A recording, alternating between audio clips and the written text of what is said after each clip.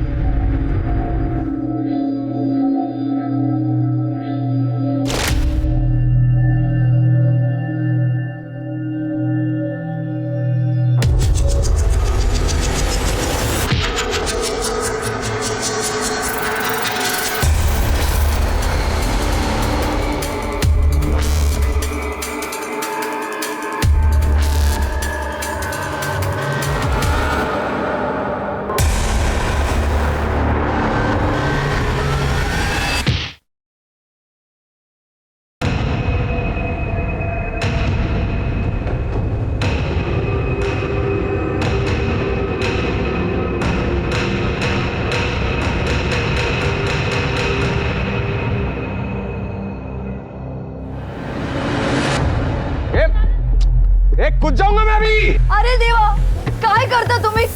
भगवान के लिए नीचे आ जाइए। दादा हम कुछ करते हैं ना, आप नीचे जाइए, नीचे जाइए दादा। नीचे उतर नालायक। जब तक मुझे दारू नहीं मिलेगा मैं यहाँ से नीचे नहीं उतरूंगा। बिना दारू के लॉकडाउन में मेरी जिंदगी की बाट लग गई है। दारू लाके दो, नहीं तो मेरा आरती का बंदोबस्त करो। मैं बोल रहा हूँ तो आता भी जातू भी आता।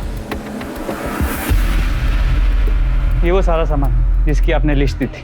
Thank you sir. और कुछ लगेगा तो कॉल कर देना। सर मेरे बाबा कब तक आएंगे? वो तो नहीं बता सकते क्योंकि वो कोविड पॉजिटिव है। कम से कम 14 दिन तो लगेंगे। बचपन में माँ चल बसी, अब बस बाबा ही है। उन्हें कुछ हो गया तो मेरा क्या होगा? नहीं, ऐसा मत सोचिए, उन्हें कुछ नहीं होगा। मैंने डॉक्टर के साथ बात की, उनकी रिकवरी फास्ट हो रही है, आ जाएंगे वो जल्द घर में। ये तो बाजू वाले दिनेश दादा की आवाज है। तुम अंदर जाओ, हम देखते हैं। अरे दारू तो क्या दवाई के वांदे हैं। अरे जिंदगी की कुछ तो कदर कर बेटा। अरे जिंदगी की ऐसी की तैसी। मैं अभी कूदू क्या? बोलो कूदू क्या? कूदू क्या? रुक। ये क्या चाहिए क्या इसको? सब उसको दारू चाहिए। ए माला दारू पाइजे साहब। कितनी पाइजे? दो कॉटन नहीं, 2 बोतल चाहिए। लाके देगा क्या? ये तो कूदू मैं देता हूँ। नक्की साहब, मैंने बहुत जनों को दिया है लॉकडाउन में। संगम वाइंस को फोन सर। हाँ? अरे आऊं क्या? मैं मजाक नहीं कर रहा ना। हाँ मोरे, हाँ 3 बोतल चाहिए थी।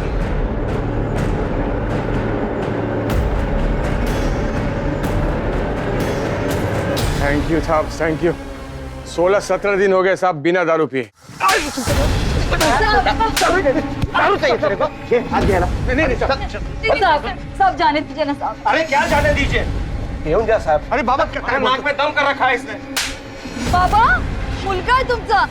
साहब आपसे नहीं करेंगे, तुम्ही पण बोला ना।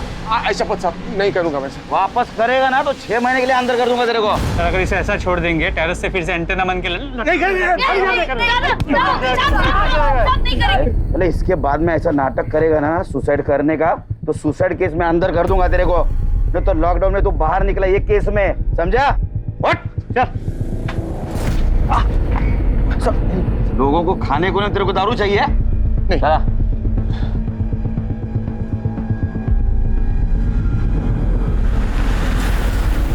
अरे देवा देवा। हात दाखवा, औषध लावते।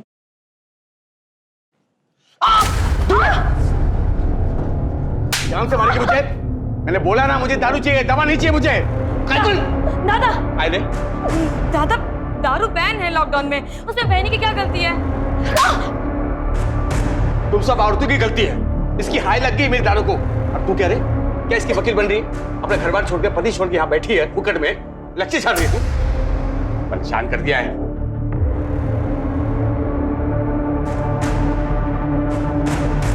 देवा देवा, तूने बेटा ने कैंसर दिया है, कैंसर।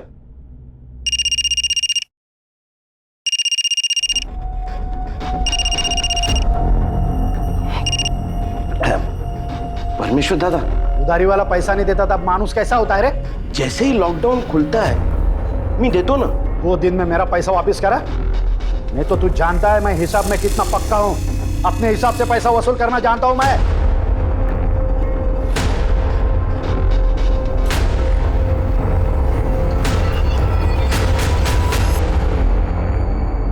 अरे भाऊ, आप काहे को टेंशन ले रहे हो? सरकार ने दारू बंद किया है, अपन ने नहीं। अपना काम चालू है, आपका माल पहुंच जाएगा। हाँ पहुंच जाएगा, पहुंच जाएगा। Okay okay. क्या रे? क्या चल रहा है? रख मोबाइल रख। लॉकडाउन है इसका मतलब ये है क्या पूरा काम धंधा बंद है, कुछ काम क्या करना? अरे पापा जाने दो ना, मैं समझाता। इसको नहीं पूरे गांव का समझा। लॉकडाउन है तो मेरा पैसा भूल गए सब।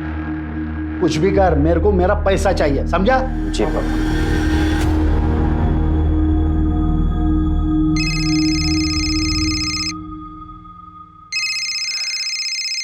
सुनील, सुनील कैसा है तुम्हें? तेरे को पड़ी है? हाँ, इधर सब काम मुझे ही करना पड़ता है, झाड़ू पोछा, और तू उधर मस्त अपने मायके में ऐश कर रही है। हाँ, अरे खुद को बीबी बोलती है ना मेरी। इसमें मेरी क्या गलती? ये कोरोना लॉकडाउन की वजह से मैं यहाँ अटक गई ना। ये देख, तू जल्दी नहीं आई ना तो मैं दूसरी शादी कर लूंगा। सुनील क्या बोल रहे हैं आप? पागल हो गए क्या? देख अभी बोल रहा, जल्दी कर लूंगा। सुन,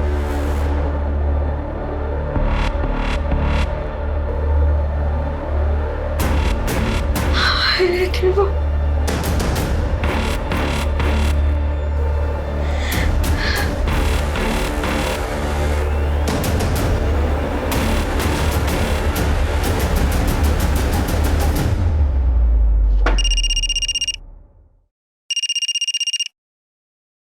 हाँ आरती। हेलो हेलो गोपाल दादा, आपकी गाड़ी जाती है ना मुंबई सब्जी लेके? हाँ रोज जाता हूँ। क्यों? दादा मेरे को कल ले जाओगे? मेरे को अपने पति के घर जाने का है। हाँ ठीक है।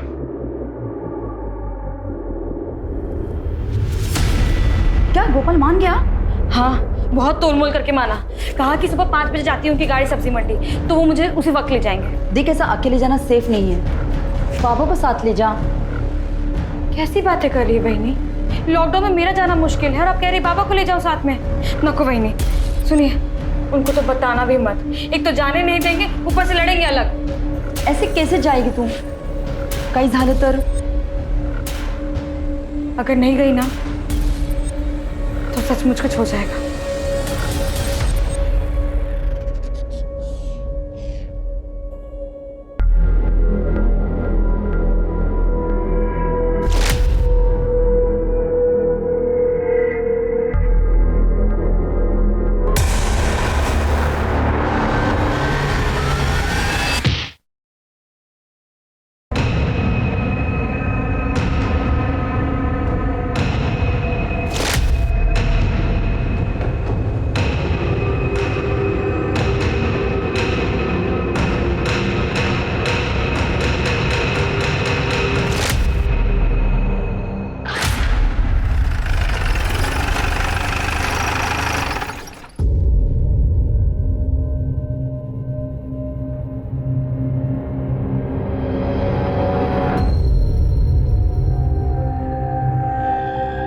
लॉकडाउन का सबसे बुरा असर हुआ है दिहाड़ी और प्रवासी मजदूरों पर। अब ना उनके पास काम है और ना ही वो वापस अपने घर जा सकते हैं।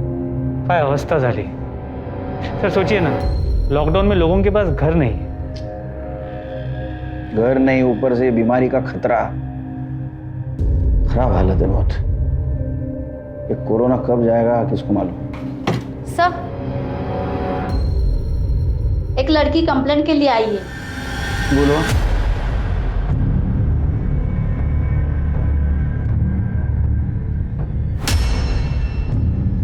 आप?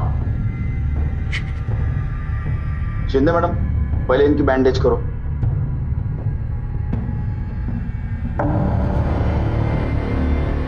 हाँ बताओ क्या हुआ। सर, लॉकडाउन में मैं अपने मायके में रह गई थी। अब मैं अपने पति के घर मुंबई जाना चाहती थी। घर से निकली तो किसी ने मेरे सर पे पत्थर मारा और मैं बेहोश हो गई। उसके बाद उसने मेरा रेप किया। लेकिन आपको पता है ना, लॉकडाउन में एक शहर से दूसरे शहर नहीं जा सकते, फिर भी आप जा रही थी। कैसे जा रही थी? मैं सब्जी वाले टेम्पो में छुप कर जाने वाली थी। क्यों रिस्क लेते आप लोग? हाँ, ये लॉकडाउन आपके भले के लिए किया है ना। कितने बजे की बात है? करीब 4:45 बजे। सर उस वक्त तो गश्त लगी हुई थी, कोई बाहर नहीं था। हो सकता पहले से किसी को पता हो। आप मुंबई जाने वाले किस किस को पता था? टेम्पो वाले गोपाल दादा, मेरे पति सुनील और बेला बहनी। शिंदे मैडम, मेडिकल लगे होंगे और डीएनए सैंपल और कपड़े अच्छी तरह से कलेक्ट करो। Okay sir. एक काम कर, वो गोपाल टेम्पो वाला, उसका पता करो और आसपास भी पूछताछ करो। जी सर।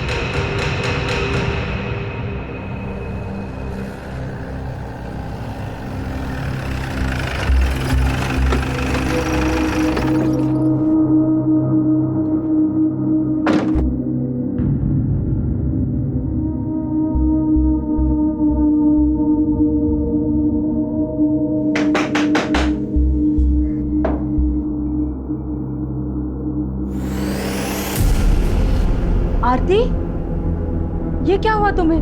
तुम तो सुनील के घर गई थी ना? वही नहीं।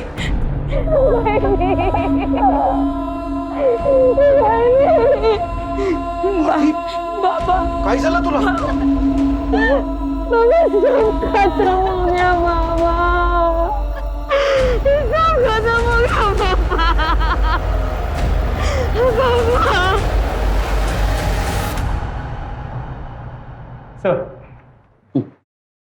सर आरती का रेप तो हुआ था, लेकिन कोई डीएनए का ट्रेस नहीं मिला।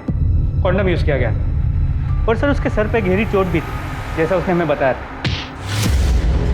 प्रताप, ये रेप सवेरे 4:45 बजे हुआ, लेकिन हमारे पेट्रोलिंग टीम को वहां कुछ नहीं मिला।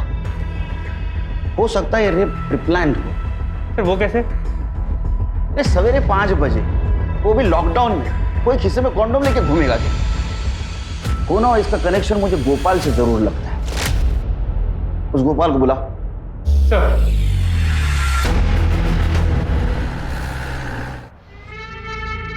अरे गोपाल भाई, ये लो हाँ लिस्ट। इधर इधर माल पहुंचाने का है और अच्छे से पहुंचाना। पिछली बार जैसा लोचा मत करना यार। संदीप भाई, आजकल पुलिस का चेकिंग बहुत बढ़ गया है।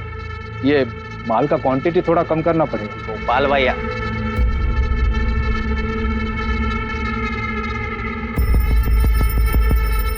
कसम से हाँ, ऊपर वाले ने एक नंबर बनाया है इसको। एक दिन ना इसका एटीट्यूड तोड़ने का बाबा। वो भाई, मेरे को जल्दी निकलने का है, शाम को पुलिस का चेकअप पड़ जाता है। चलो अच्छा, चले बाबा। देखना हाँ, संभाल के गिरे नहीं। ये गाड़ी आ रही है अंदर।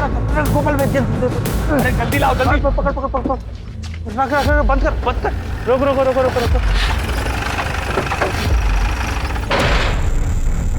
टेम्पो किसका है? मेरा सर। तू गोपाल है? हाँ। अरे क्या लगा रखा है? लॉकडाउन चल रहा है, पता है ना? मास्क कहाँ है तुम लोगों के? मास्क लगाओ मुंह पे। तो लॉकडाउन में वाइन शॉप ओपन करना मना है ना? क्या कर रहे हो यहाँ पे? बंदी तो है, वो तो दिन में 1-2 बार ऐसी राउंड मारने को आ जाते, कभी चोरी बिरी हो गया तो। अच्छा, दुकान देखने टेम्पो लेके आते हो तुम? अरे साहब, वो टेम्पो तो सब्जी का है। वो मैं यहाँ से पास हो रहा था तो संदीप भाई को मिलने को आ गया। ए दीडशाना, तू गप्परा कर दे, इसको गाड़ी में डालो।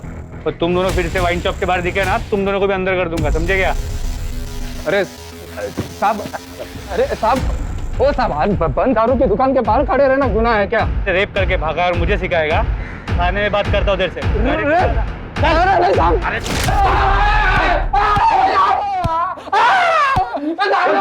जब तक सच नहीं बताएगा मार खाता रहेगा। मार। चल उठ उठ उठ।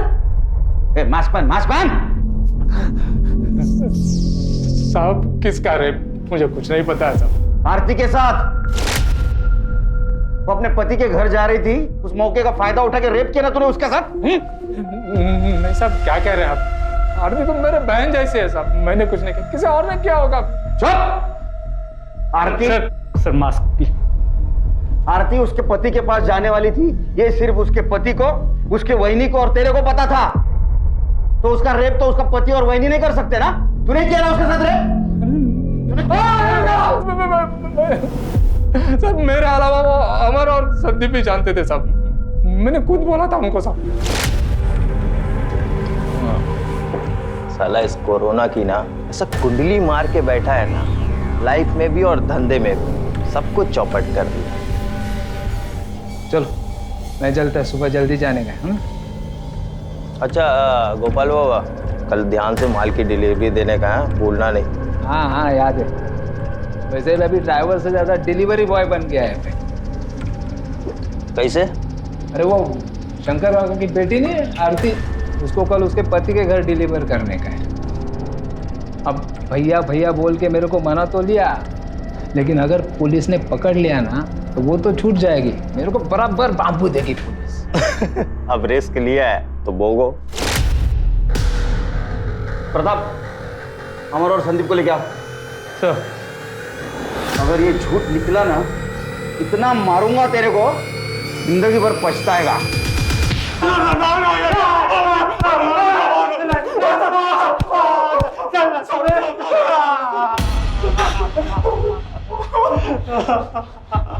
देख, सच बताएगा तो दर्द कम होगा।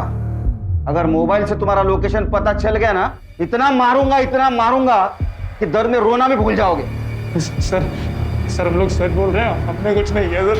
सर फालतू में आप लोग को हरास कर रहे हैं। सच्ची बोला तो कुछ भी नहीं किया। हैरेसमेंट तो अभी शुरू नहीं बेटे, जब हैरेस करूंगा ना पतली निकलेगी, समझा? जब तक ये सच नहीं बोलते तब तक मार दो इसको। कर दे। सर सच बोल रहे सर। इन दोनों के कॉल डिटेल्स निकालो। अगर इनके खिलाफ कोई सबूत नहीं मिला तो ऐसे छोड़ना पड़ेगा। जी सर। और वो आरती का पति सुनील, उसको लेके आओ। सर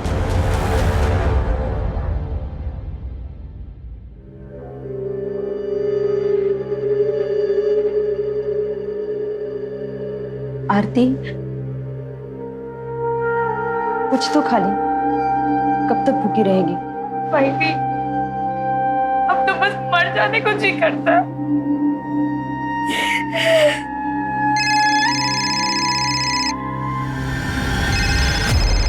भाई सुनील,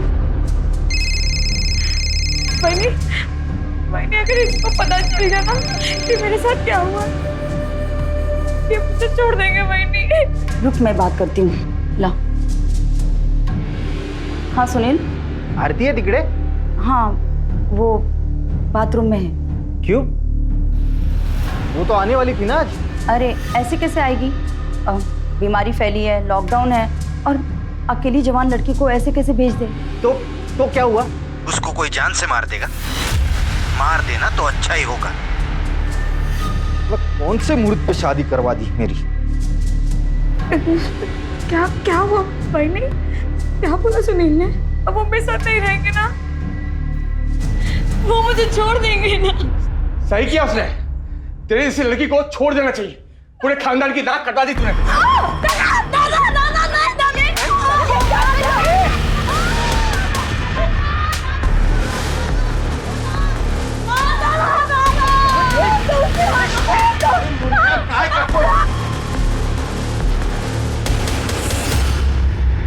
हेलो सर, मेरे बाजू वाले घर में मारपीट हो रही है। लगता है दिनेश भाई किसी को मार रहे हैं।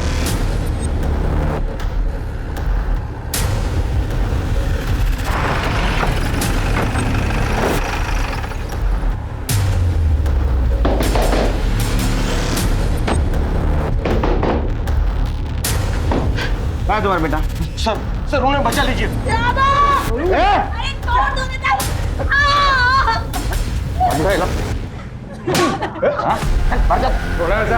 और तो तुम मारता है तू। शर्म ना आवे तेरे को? चलो इधर खड़े रहो। Keep distance. साहब मेरी क्या गलती है साहब? इसको सब पता था साहब, इसकी वजह से इसका रेप हुआ है साहब। अब इसका पति इसको छोड़ देगा। ये आरती ने मेरी बीवी को सब कुछ बताया था, लेकिन ये मुंह बंद करके रख दी, कुछ नहीं बताया मुझे। मैंने मुंह बंद रखा था? मैंने तो तुम्हें सब कुछ बता दिया था, तुम अपना मुंह फेर के सो गए। वो अपनी आरती है ना, वो कल सब्जी वाले गोपाल के साथ मुंबई जा रही है, उसके टेम्पो में। आप उसे रोको ना। मैं क्यों रोकूं रे? अच्छा है ना, भला टली, जाने दे। पर ऐसे वक्त पे वो अकेले कैसे जा सकती है? आप रोको ना उसे। उसको जाना है ना, मरना तो मरने दे, और तुझे उसके पीछे जाके मरना है ना, तुझे जाके मरना भाई। तेरे को तेरी बीवी ने बताया था ना तेरी बहन के बारे में, उसको समझाया नहीं तूने? और किस किस को बताया था? अरे साहब मैं किसको कह को बताएगा? नाक कटा के आइए साहब, भला से कहीं भी जाए। चल। कैसा मर दे रहे तू? तेरे को किसी की पड़ी नहीं? बीवी को मारता है, बहन को मारता है। तू चल, तू पुलिस स्टेशन चले, घेऊन चला पुलिस स्टेशन। वहां तेरे को सिखाता हूँ पति और भाई का फर्ज। चल घेऊन चले, चल। साहब जाने दो ना साहब, अब से नहीं करेंगे। बोला ना तू भी पढ़। हाँ साहब, नहीं करूंगा। तुम जैसे पत्नियों की वजह से इन जैसे पतियों को हिम्मत आती है सब कुछ करने की। साहब ये पति जात होती है ऐसी है, हम पतियों को ही सब कुछ सहना पड़ता है। मेरा पति तो कम से कम मुझे मार पीट के अपने साथ तो रखता है, लेकिन ये आरती का पति हर रोज दूसरी बीवी लाने की बात करता है। बेचारी इसी डर में रहती है। और आज तो कह रहा था आरती को कोई जान से मार दे तो ही अच्छा होगा।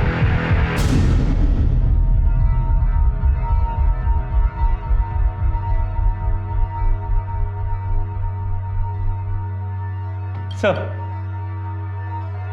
संदीप और अमर की मोबाइल लोकेशन डिटेल्स आ गई। रेप के वक्त दोनों की मोबाइल की लोकेशन उनके घर की है। मोबाइल घर पे भी तो छोड़ के जा सकते हैं।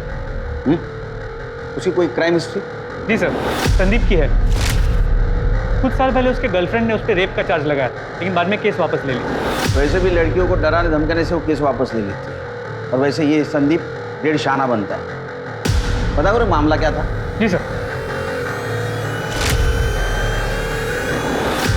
सर,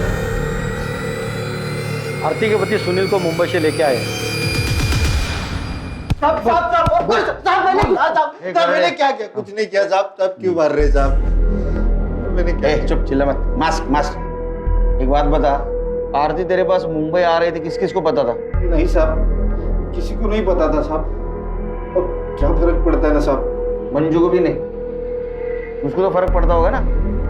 तेरा कॉल रिकॉर्ड, तेरा अफेयर चल रहा है ना मंजू के साथ? हाँ? नहीं साहब।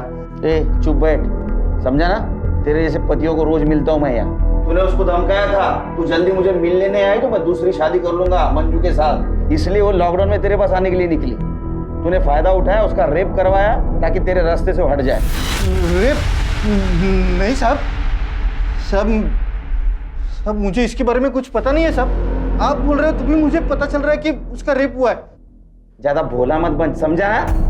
सब पता है तू कैसा टॉर्चर करता था उसको। साहब ये मारना पीटना धमकाना ये सब अलग बात है साहब, लेकिन मैं किसी का रेप नहीं करवा सकता हूँ साहब। साहब आरती की कसम साहब, मैं सच बोल रहा हूँ साहब। सच क्या है झूठ क्या है जल्दी पता चल जाएगा, समझा ना? बाद में देखता हूँ तेरे को। साहब सुनो ना मेरी बात साहब। सच में मैंने कुछ नहीं किया साहब। आरती को अपने पति के दबाव में उसकी धमकी के आगे हार मानकर लॉकडाउन तोड़कर बाहर जाना पड़ा, और उसका बाहर जाना ही उसके लिए सबसे बड़ी सजा बन गया। आरती के बयान के हिसाब से पुलिस ने क्राइम सीन और उसके आसपास की जगह का मुआयना किया, लेकिन ना तो उन्हें कोई पत्थर या कोई ऐसी चीज मिली जिससे आरती पर वार किया गया, और लॉकडाउन की वजह से कोई चश्मदीद गवाह भी नहीं मिला। कई लोग पुलिस के शक के घेरे में थे, गोपाल से लेकर आरती के पति तक, लेकिन सबूतों के अभाव में पुलिस किसी भी नतीजे पर नहीं पहुंच पा रही थी। और इससे पहले कि पुलिस आरती का केस सॉल्व कर पाती, उनके सामने एक और केस आ गया।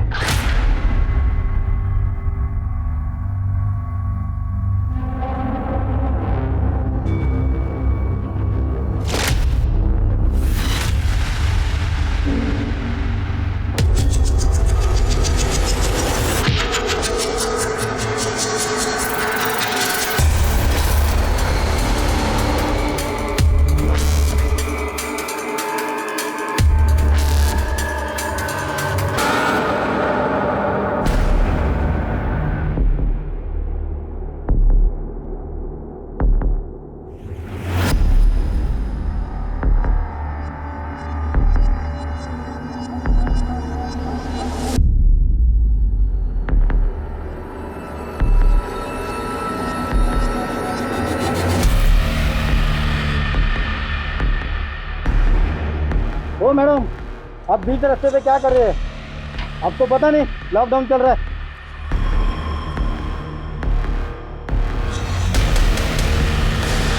ओ मैडम, क्या हो गया आपको? हॅलो सर, हायवेच्या बाजूच्या रस्त्यावर पडली होती, हालत बहुत खराब है। मैं पूछने से पहला ही बेहोश हो गई, इसलिए इधर लेके आया। डॉक्टर बोला रेप हुआ। सर, डॉक्टर ने बताया कि रेप काफ़ी ब्रूटल था, काफ़ी इंटरनल इंजरीज आई, सर पे भी चोट लगी, ट्रीटमेंट शुरू कर दी। ये सब कुछ कैसे हुआ? मुझे अस्थमा, मैं इनहेलर लेने गई थी और जब मैं लौट रही थी किसी ने मेरे सर पे पीछे से मार दिया और मुंह पे कपड़ा था और मैं बेहोश हो गई। और जब मुझे होश आया तो मेरे ये सब हुआ। ये सब कुछ काम है?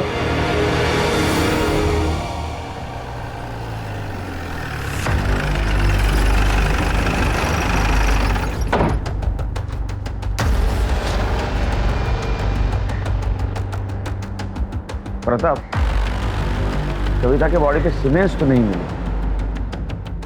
तेरा आसपास देखो, यूज कॉन्डोम या पैकेट मिलता है।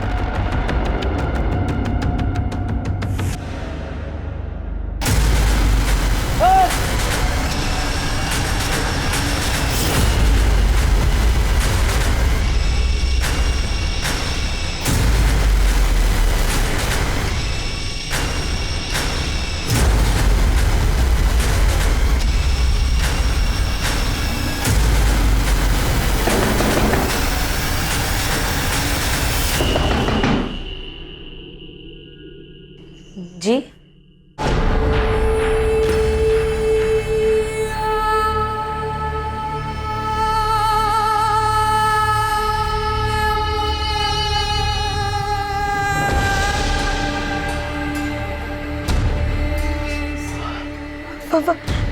वहीनी, वहीनी, वहीनी, देवा,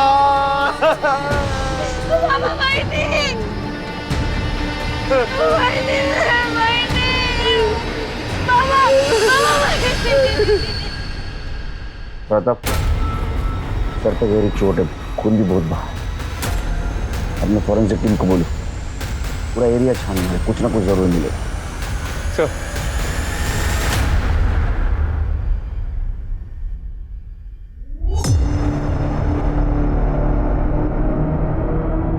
आपकी बहनी वहां क्या कर रही थी?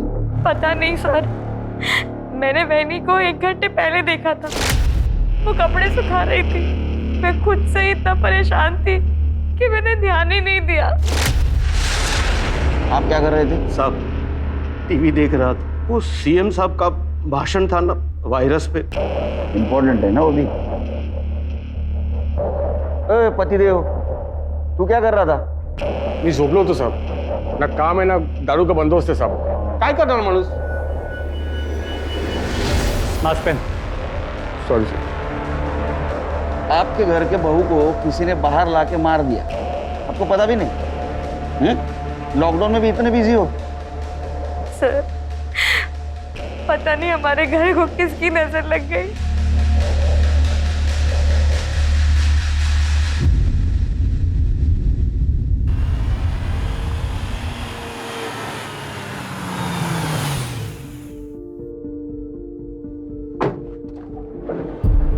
आइए शास्त्री।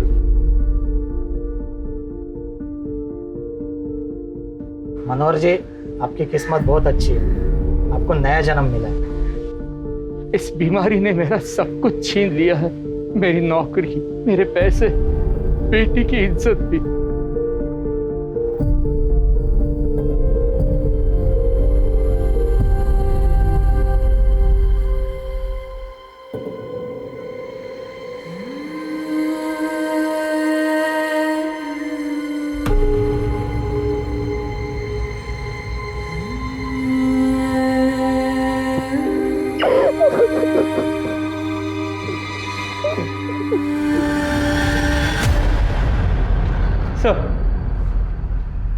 सर, बेला की पोस्टमार्टम रिपोर्ट आ गई।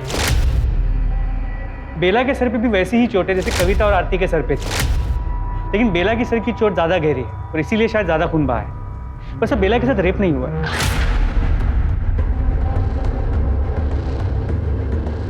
प्रताप, आरती और कविता इन दोनों के सर पे चोट थी और दोनों के साथ रेप हुआ है। बेला, इसके सर पे चोट आई सिर्फ, इसके साथ रेप नहीं हुआ। शायद रेप होने से पहले वो मर गई और रेपिस्ट डर के भाग गया। हमारे सामने 3 विक्टिम है, तीनों के सर पे सेम जगह चोट थी और दोनों के साथ रेप हुआ। अरे बेला के साथ रेप नहीं हुआ। मुझे लगता है ये सीरियल रेपिस्ट का काम है। कविता का मेडिकल रिपोर्ट आया? जी सर, कविता के केस में एक अजीब बात पता चली। रेप के वक्त कॉन्डम की जगह पॉलीथीन जैसी किसी चीज का इस्तेमाल किया गया था। क्या? कविता के केस में एक अजीब बात पता चली। रेप के वक्त कॉन्डम की जगह पॉलीथीन जैसी किसी चीज का इस्तेमाल किया गया था। क्या?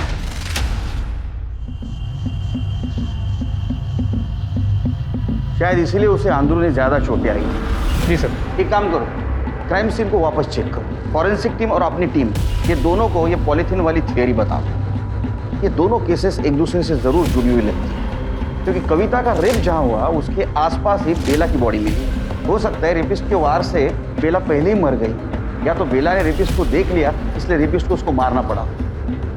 जो 3 औरतों के साथ क्राइम हुआ है वो एक दूसरे की पड़ोसी थी और ये क्राइम सीन भी उनके घर के आसपास का ही। सर, कहीं इन तीनों को टारगेट तो नहीं किया गया? हो सकता है। एक काम करो प्रताप, इस लॉकडाउन में भी जितने आवारा लड़के घूम रहे हैं ना हीरो बनकर, उनकी पूछताछ करो और किसी पे भी शक आए तो पुलिस स्टेशन लेके आओ।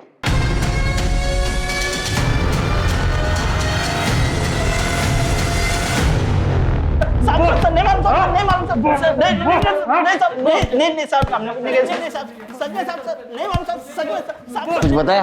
नहीं सर, सबका यही कहना है कि किसी ने कुछ नहीं किया, ना ही किसी ने कुछ देखा है। इनका मोबाइल लोकेशन चेक करो, नंबर ट्रेस पे डाल दो। सर,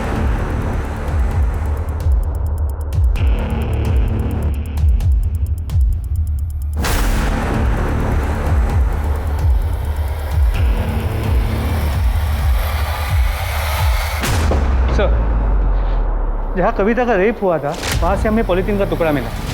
फॉरेंसिक ने कंफर्म किया कि इसमें सीमेंट के ट्रेसेस हैं और सर हमने आसपास की जगह को अच्छे से चेक किया तो वहाँ पास से इस पॉलीथीन का दूसरा टुकड़ा भी मिला। लगता है कुछ लोगों ने इंसानियत बेच खाई, शैतानी दिमाग बन गया।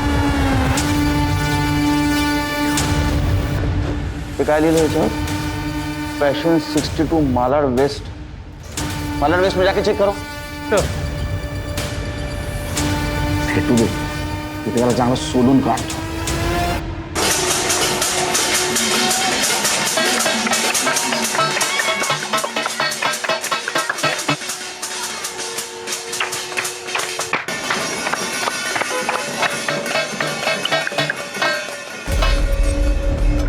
कविता, तुझे तो तेज बुखार है।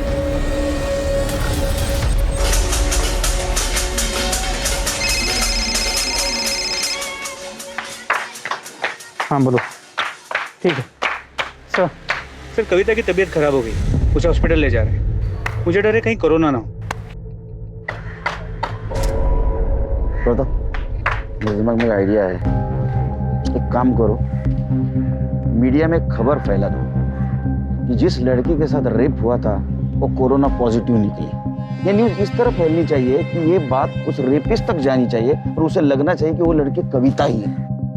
और सारे हॉस्पिटल और कोविड टेस्ट सेंटर में इन्फॉर्म कर दो कि अगर कोई खुद होके टेस्ट करने आए कोरोना की तो हमें इन्फॉर्म कर दो। Super idea.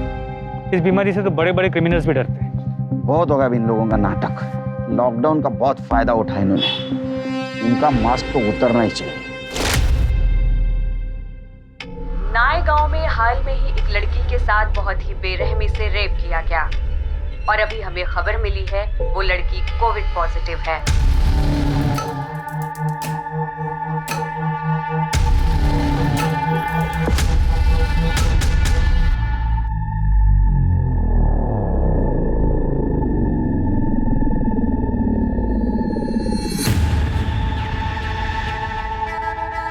डॉक्टर, मुझे कोरोना। डॉक्टर, हॉस्पिटल में बिना मास्क के कैसे घूम रहे? आप मास्क पहनिए पहले। ये ऐसे टिक नहीं रहा है, गिर रहा है बार बार। डॉक्टर, हाँ बताइए। मैडम मेरा कोरोना टेस्ट कर लो मैडम। हाँ, पर टेस्ट कुछ लक्षण दिखने पे होते हैं, सर्दी, खांसी, सांस लेने में तकलीफ, कुछ ऐसा हो रहा है आपको? हाँ मैडम, मेरे को सांस लेने में दिक्कत हो रही है मैडम। सर्दी खांसी कुछ नहीं है? हाँ मैडम, सब कुछ हो रहा है मेरे को। मैडम मुझे बहुत डर लग रहा है, आप बस मेरा टेस्ट कर लो। मैं जब तक यहीं बैठा रहूंगा जब तक मेरा टेस्ट नहीं होगा मैडम। आप यहाँ पे बैठिए, मैं टेस्ट किट लेके आती हूँ। जी मैडम।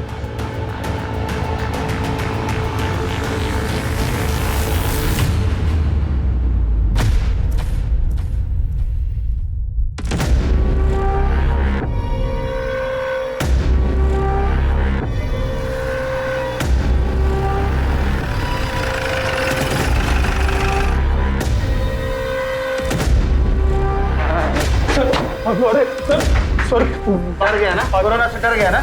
डर गया ना कोरोना से? डर गया ना? सेंटर को अच्छी तरह से डराता हूँ मैं। सर टेस्ट करना इलीगल है क्या? सर मुझे लगा मुझे कोरोना वायरस है इसलिए मैं यहाँ आया सर। कोरोना तेरे कान में आके बोला था मैं आ रहा हूँ। सच तो ये है कि तूने कविता का रेप किया, वो कोरोना पॉजिटिव थी, तेरे को डर लगा इसलिए तू यहाँ टेस्ट करवाने आया था, है ना? अरे नहीं सर, सर मैंने कविता का रेप नहीं किया सर। लेकिन वो सर मैंने और संदीप ने ना वो आरती का रेप किया था सर। लेकिन सारा वो प्लान संदीप का था, मैं तो बस उसके साथ गया था सर। तूने कबूल किया ना आरती का रेप किया था? वैसे कबूल कर, तूने कविता का रेप किया है। नहीं सर, सर कविता के रेप का मेरे से कुछ लेना देना नहीं है सर, मैं सच बोल रहा हूँ सर। वो संदीप ने किया और मैंने संदीप को बोला भी था कि वो भी आकर टेस्ट करवाए सर। मुझे और कुछ नहीं मालूम है सर, लेकिन ये रेप संदीप ने किया। और सर मुझे लगता है कि वो बेला का मर्डर भी ना संदीप ने किया।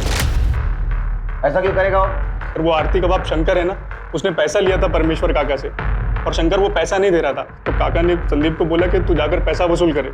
तो क्या पता सर इसी वजह से ऐसा कुछ हुआ हो सर, बाकी मुझे कुछ नहीं पता सर। जो वो संदीप, वो आरती का बाप शंकर, उसको उठा के ला। सर हो साहेब घेतले होते मी पैसे। परमेश्वर दादा से मैं पैसे लेते रहता हूँ, धंधे में तो लेन देन लगा रहता है। पर साहब मैंने उसे कहा था कि जैसे ही लॉकडाउन खत्म होता है मैं उसके सारे पैसे लौटा दूँ, पर मुझे ये नहीं मालूम था कि वो इतने गिरे हुए निकलेंगे।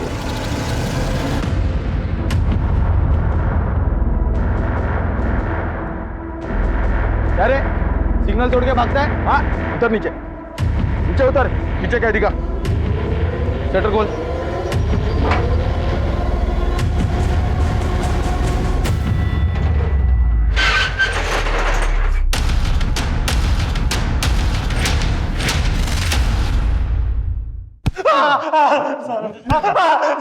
पता चला लगने पे कैसा दर्द होता है? सर मैं सच बोल रहा हूँ सर, कुछ नहीं किया। देख तेरे दोस्त अमर ने कबूल किया है कि तुम दोनों ने मिलकर आरती का रेप किया था। तूने कविता का रेप किया ना, अभी उसको कोरोना हुआ है और तुझको भी होगा और तेरे से मेरे को कोरोना होगा। पे दिमाग खराब हो गया क्या तेरा? ये देख के साले कुछ भी बोलेगा। अरे भाई मैं बकवास नहीं कर रहा हूँ, हमने आरती का रेप किया था ना। आरती कविता की पड़ोसन है, तूने उसका रेप किया तो उसके पीछे था। मेरे को ज्यादा बकवास करेगा ना जान से मार दूंगा। कर अपना काम। सर गलती हो गई सर, बहुत बड़ी गलती हो गई सर। तीन बार गलती। पहले आरती का रेप, बाद में कविता का रेप, उसके बाद में बेला का मर्डर। अरे तेरे गलतियों की सजा की लिस्ट कितनी लंबी होते जा रही पता तेरे को? सर नहीं सर, तो झूठ है सर। आरती का रेप मैंने किया, मैं मानता हूँ, पर कविता का रेप, बेला का मर्डर, ये सब नहीं किया सर। सच में सर, आई शपथ नहीं किया। ऐसी खोटी शपथ ये तो सच देखा जाए ना तो आरती के रेप के बाद तेरे मुंह पे खून लग गया। नहीं सर झूठ है सर। सच में आरती का रेप भी मैंने उसके बाप के कहने पे किया।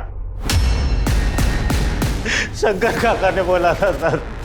संदीप देख, तू तो मेरे बच्चे जैसा है, अपने बाबा को बोलना कि मुझे थोड़ा टाइम दे दे।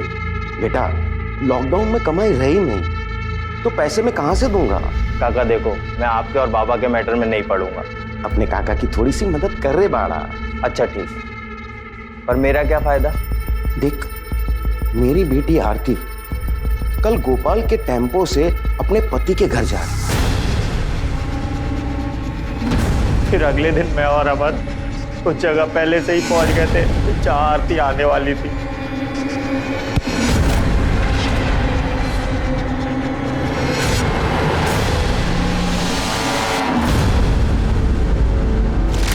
सर वो पॉलीथीन का पता चल गया और वो किसके घर का है वो भी।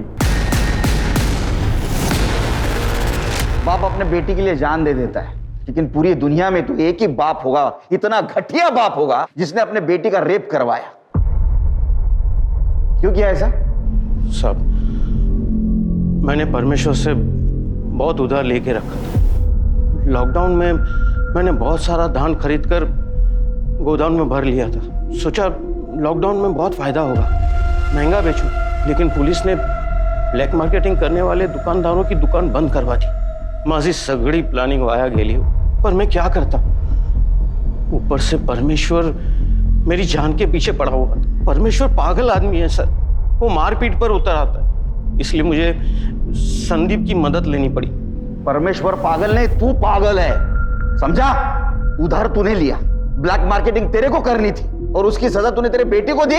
तू बाप नहीं, शाप है, शाप। और कविता का रेप वो कौन सा उधार चुकता करने के लिए किया था? बोलना। देख, तूने मलाड से जिस दुकान से शर्ट खरीदी थी ना, उसका सीसीटीवी फुटेज मिला है हमको।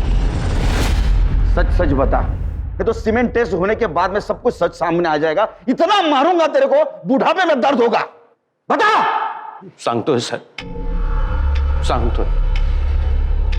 आपको संदीप, आरती के पति और मेरे बेटे के पीछे पड़े हुए थे। आपको इन सब पर शक था, मुझे पता था पुलिस इस शक के जरिए मुझ तक पहुंच ही जाएगी, तो मैंने सोचा कि आपका ध्यान भटका दूं। उसी दिन मैंने कविता को अकेले सड़क पर देखा, तो मुझे अचानक सीरियल रेपिस्ट का ख्याल आया। मैंने कहीं पढ़ा था, इसलिए मैंने कविता का रेप वैसे ही किया जैसे आरती का हुआ था, ताकि पुलिस को लगे कि कोई सीरियल रेपिस्ट है और घर वालों का रेप से कोई कनेक्शन नहीं। कॉन्डोम लेने का टाइम नहीं था, तो ये पॉलीथीन। मातारिया, तेरे को शर्म नहीं आती? हाँ? और वो कविता का रेप करते हुए बेला ने देखा, इसलिए तूने बेला को मार दिया।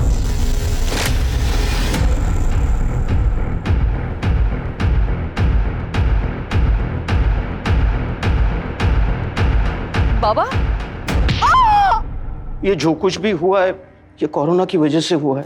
अगर कोरोना नहीं होता तो मेरा नुकसान नहीं होता और मुझे ये सब नहीं करना पड़ता साहब। दोष बीमारी का नहीं, तेरे खराब दिमाग का है। जिंदगी इम्तिहान लेते रहती है, लेकिन ऐसे में तुम जैसे कमजोर और घटिया लोग ऐसे में अपराध का सहारा लेते हैं। शंकर को कविता के बलात्कार और बेला के मर्डर के लिए और अमर और संदीप को आरती के बलात्कार के लिए गिरफ्तार किया गया है और ये सभी इस वक्त न्यायिक हिरासत में हैं। ये समय देश और पूरी दुनिया के लिए परीक्षा का समय है। कोरोना के खिलाफ हमारी लड़ाई अब भी जारी है। हमें सरकार और स्वास्थ्य विभाग द्वारा दिए गए निर्देशों का पालन करना है और सोशल डिस्टेंसिंग, मास्क और सैनिटाइजर को अपनी जिंदगी का हिस्सा बनाकर कोरोना को हराना है। अब मैं अनूप सोनी आपसे विदा लेता हूं, फिर मुलाकात होगी क्राइम पेट्रोल सतर्क में एक और नए केस के साथ। तब तक अपना ख्याल रखें, सुरक्षित रहें। जय हिंद।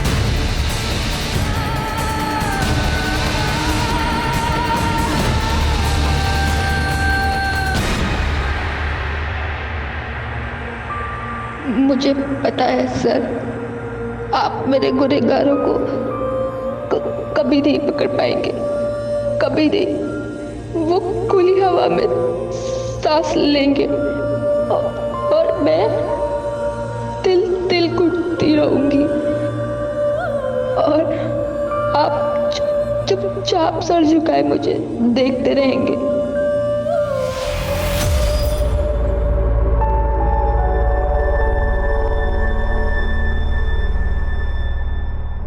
नमस्कार, आदाब।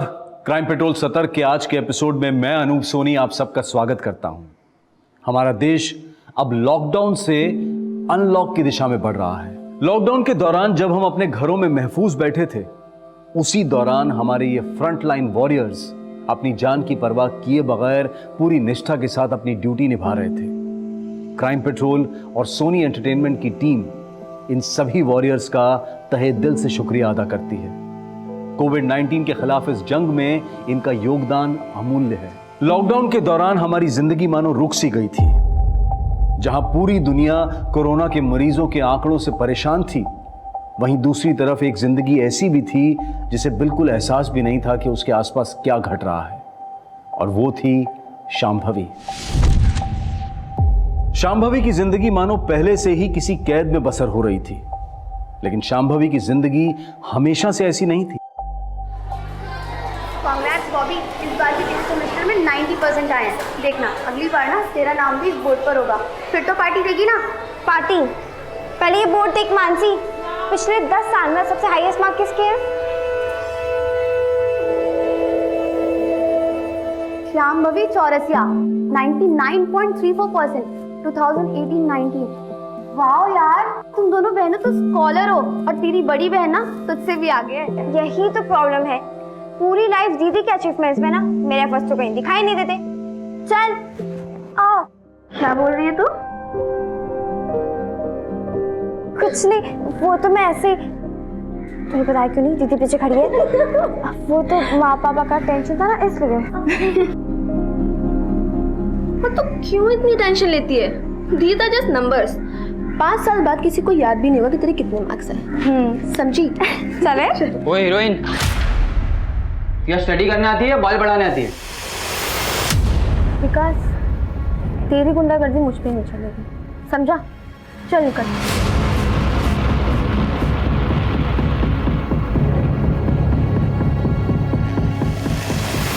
दीदी, जो हुआ उसमें तुम्हारी गलती नहीं थी ना, मैं समझा दूंगी माँ पापा को। अरे माँ पापा तो ठीक है यार, मुझे टेंशन दादी की है। लेकिन इतना कुछ होने के बाद भी तुम इतनी नॉर्मल कैसे रह सकती हो? जो दादी के ताने झेल सकता है ना, वो कुछ भी झेल सकता है।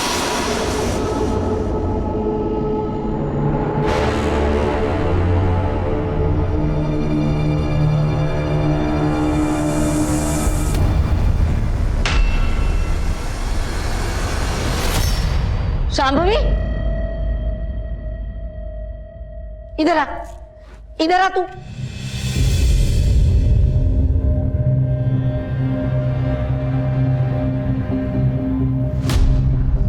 बाल काट के आ गई तू? हाँ, वो भी घर में किसी से पूछे भी ना। राजीव, आरती, इधर आओ। क्या हुआ अम्मा? हाँ माँ, कितनी बार कहा है तुमसे, लड़की जात है, उसको थोड़ा मर्यादा में रखो। देखा, आज जाके बाल कटवा के आ गई। चल जा अपने कमरे में।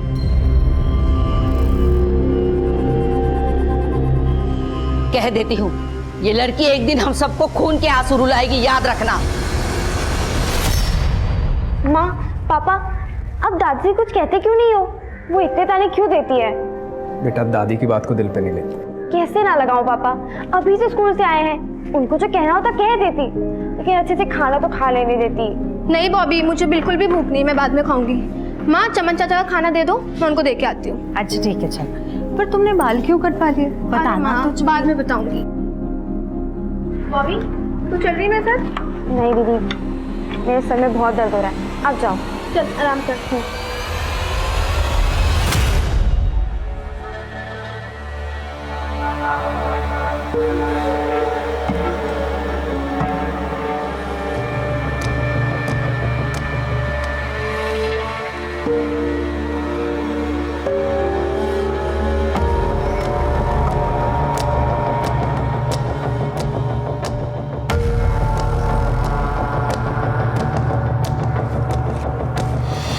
कैसे हो चमन चाचा?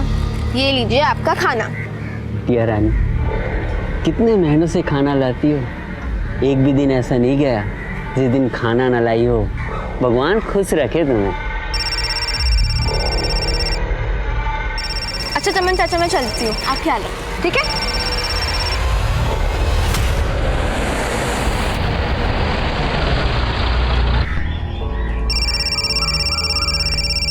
हेलो आवाज नहीं आ रहा है।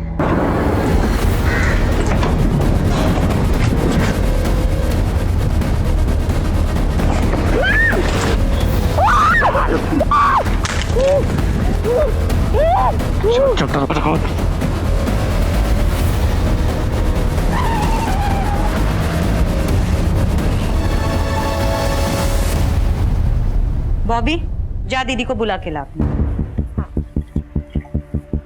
दीदी दीदी आई नहीं अभी तक। मैं बाहर देख के आती हूँ।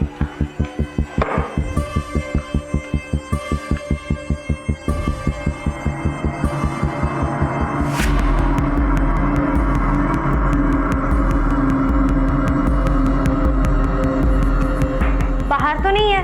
कहाँ गई होगी? मैं फोन करके पूछती हूँ। आप जिस नंबर को डायल कर रहे हैं वो इस समय स्विच ऑफ है। फोन तो बंद आ रहा है। यहीं कहीं होगी, मैं जाके देखता हूँ। मैं भी आती हूँ। हाँ चल बेटा।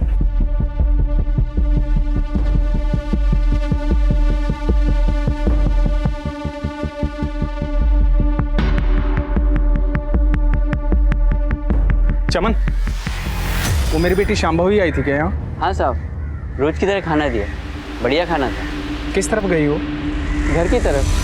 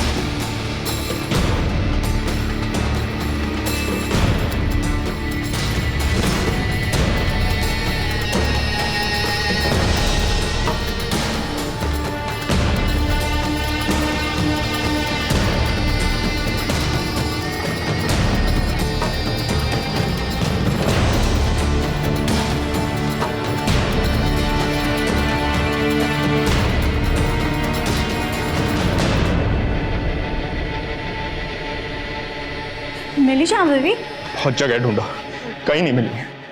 हमें पुलिस में रिपोर्ट करवानी होगी। पागल हो गया है तू राजीव? इतनी छोटी सी बात के लिए पुलिस में जाएगा? कोई जरूरत नहीं है, यही कहीं गई होगी, अपने दोस्त के पास आ जाएगी। लेकिन माँ, कितनी बार कहा है तुमसे, लड़की जात है, काबू में रखो, पर मेरी बात सुनता कौन है? गई होगी कहीं पे मुंह फुलाकर।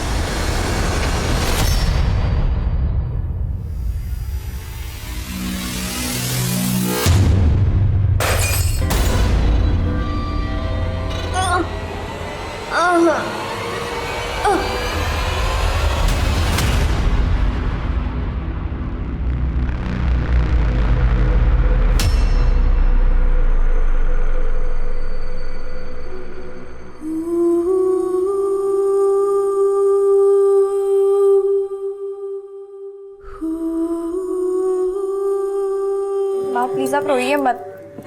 आप प्लीज पुलिस के पास जाइए ना। पता नहीं मेरी बच्ची कहाँ होगी, कैसी होगी, किस हाल में होगी। बड़े मजे में होगी तेरी बेटी। दिन दहाड़े दरवाजे से कोई नहीं उठा के लेके गया उसे। और हाँ, पहले ही बता देती हूँ, पुलिस में जाने की कोई जरूरत नहीं है, खामखा बदनामी होगी।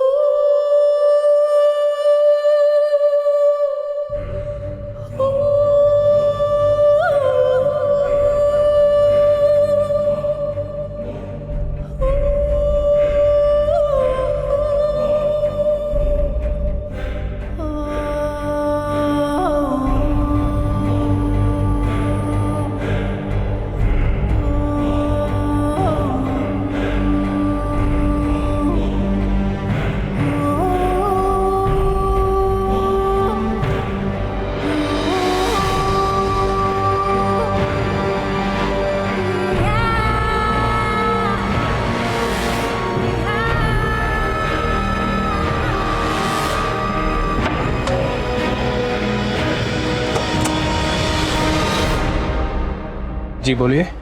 क्या ये राजीव चौरसिया का घर है? हम मैं ही राजीव चौरसिया हूँ।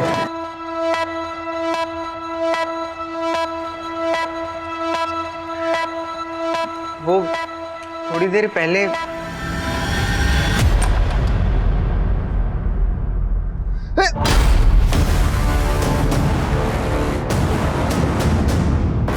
अम्मी, अम्मी, हाय अल्लाह, कौन है ये लड़की? बेटा जल्दी चप्पल लेके आ। बेटा कौन है तू?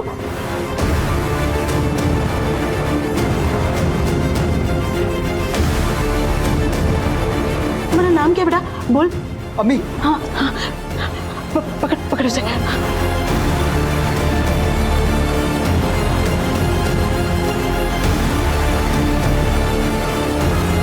बोल बेटा, तुम्हारा नाम क्या है? तुम्हारे अबू का नाम क्या है बेटा? हाँ बोल बेटा। हाँ? राजीव।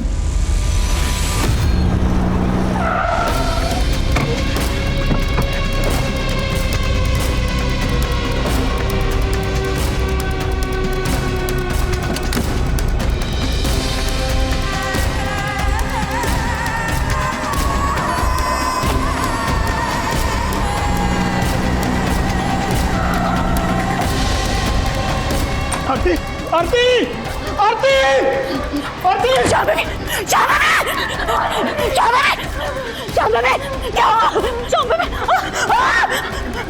मैं बताता हूँ। कपड़े पहना दो इसे, बेटा कपड़े लेके हमें इसे हॉस्पिटल लेकर जाना पड़ेगा। नहीं नहीं, जल्दबाजी मत करो। इसे हॉस्पिटल लेके जाने की कोई जरूरत नहीं है। थोड़ा सा वक्त दे दो, ठीक हो जाएगी। अरे हॉस्पिटल ले गए तो पुलिस केस होगा। फालतू का बखेड़ा नहीं चाहिए। लेकिन माँ, जब देखो तुम सब लोग अपनी मनमानी करते रहते हो। अरे इस लड़की की ये जो हालत है ना, वो तुम्हारी मनमानी का नतीजा है। अगर इस हालत में ये लड़की घर से बाहर गई तो तुम मेरा मरा हुआ मुंह देखोगे। अम्मा,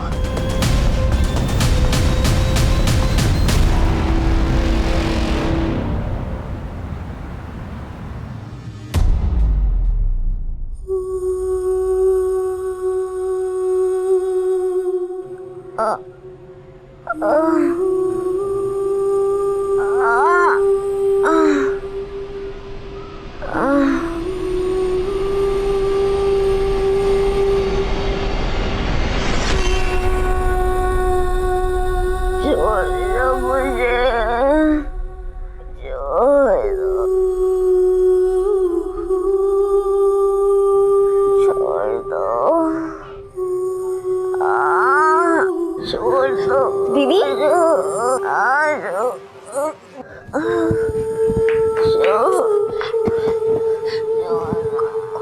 कुछ नहीं हुआ, डरो मत। यहाँ कोई नहीं है, सिर्फ मैं हूँ। हाँ, आप डरो मत।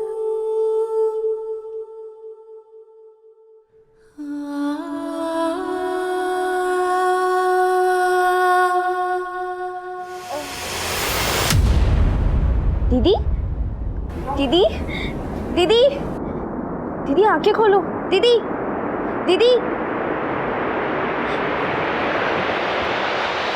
माँ, माँ, माँ, देखो कितना खून बह रहा है। देखो। शाम, शाम भाभी बेटा।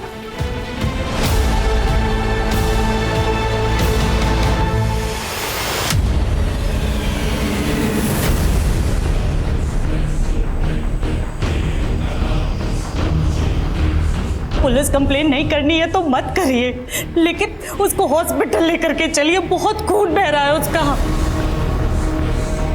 काम करते हैं, वो श्याम भाभी को डॉक्टर श्याम के पास ले चलते हैं। दोस्त है मेरा, बात बाहर भी नहीं जाएगी।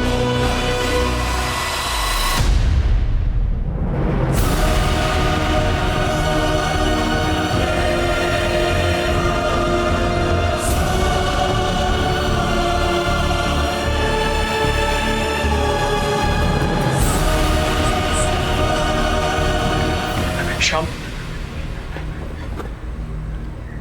राजीव शामवी का गैंग रेप हुआ है।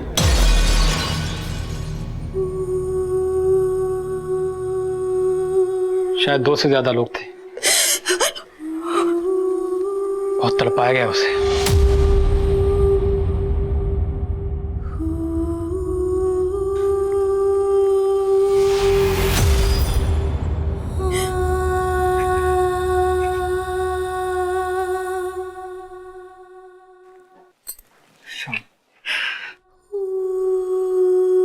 ये बात किसी को मत बताना, अपने घर में भी नहीं।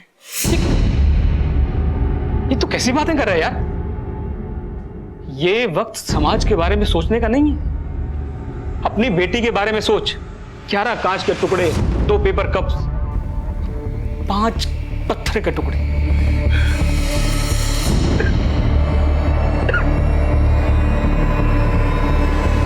राजीव, तू और मैं अंदाजा भी नहीं लगा सकते कि किस दर्द से गुजरी होगी वो बेचारी।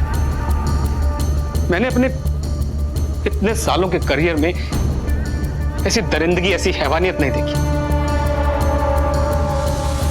राजीव, मैं एक डॉक्टर होने के साथ साथ तेरा दोस्त भी हूं। मेरी बात मान, पुलिस स्टेशन जा, रिपोर्ट लिखा और अपने बाप होने का फर्ज निभा।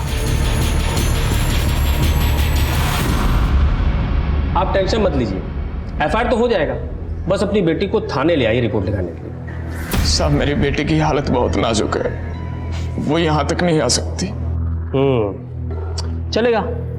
वैसे आपकी बेटी आपको मिली कहाँ से थी? हुमायूं नगर से एक औरत आबिदा और उसके बेटे ने मदद की। ठीक है, वो तो हम पता लगा ही लेंगे, लेकिन कुछ और डिटेल्स चाहिए होगी हमें। सब कुछ तो बता दिया आपको। हाँ, अभी तक जो आपने बताया अपने मन से बताया, लेकिन अभी जो हम सवाल पूछेंगे उसका जवाब दीजिए। अब आपने बताया कि आपकी बेटी परसों गायब हुई थी। जी। कमाल करते हैं राजीव साहब, पहले आना था ना रिपोर्ट लिखाने के लिए, इतना टाइम क्यों लगाया? साहब, बेटी का मामला है। ये पहली गलती है आपकी। अगर आप पहले आ जाते तो केस अब तक सॉल्व हो चुका होता। खैर छोड़िए, अब आगे से ध्यान रखिएगा, बात को बाहर मत जाने दीजिएगा। बाहर मतलब समझे ना, मीडिया उडिया में।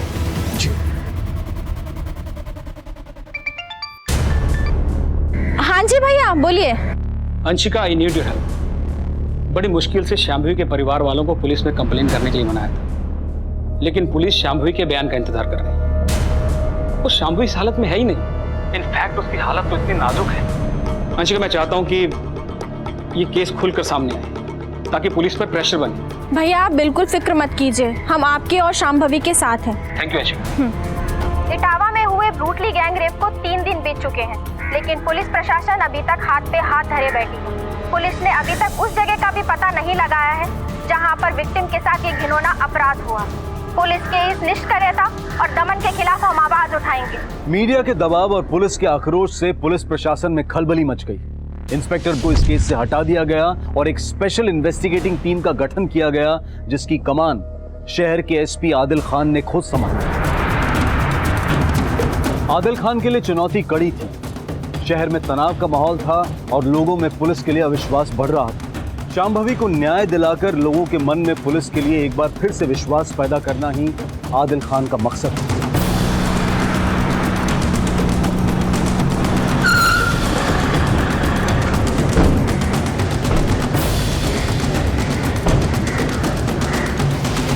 अब क्या बचा है यहाँ?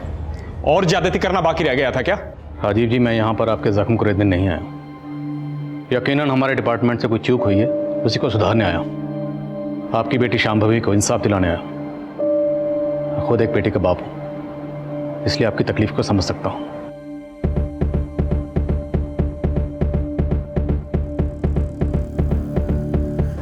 आइए सर, आइए।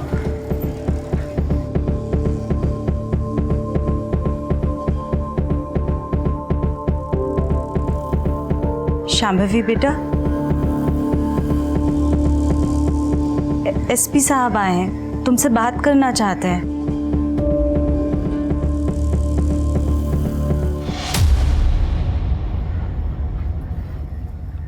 डरो मत बेटा, ये नए अफसर है, हमारी मदद करना चाहते हैं।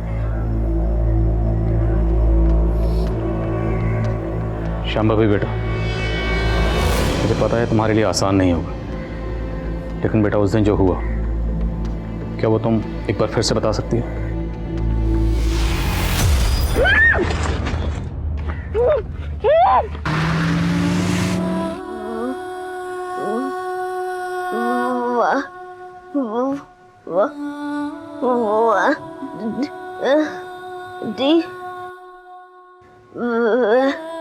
व्हाइट वैन में। शांभवी बेटा, रहने दीजिए, इट्स ओके, मैं बाद में आऊँ।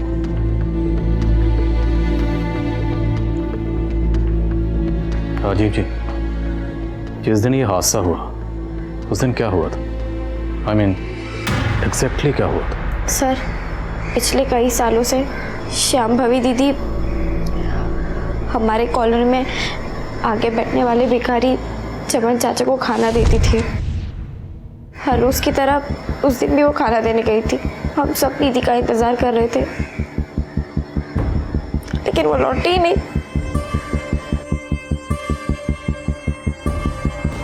हाँ साहब, वो संभवी बेटी खाना देने तो आई थी। वो किसी से बात कर रही थी फोन में, लेकिन उस दिन के बाद नहीं आई। तूने शांभवी का अपहरण होते हुए देखा था? अपहरण किसने किया साहब? वो ठीक तो है? ज्यादा नौटंकी नहीं समझे, सीधे सीधे बोल। उस दिन तुमने किसी सफेद रंग की गाड़ी को देखा था? गाड़ी तो आई थी साहब, कौन से रंग की थी वो याद नहीं। गाड़ी का नंबर? नहीं साहब। रोज यहीं बैठता है? जी सर। चमन को खाना देने के बाद शांभवी अपने घर की तरफ गई और बीच रास्ते में किडनैप हो गई।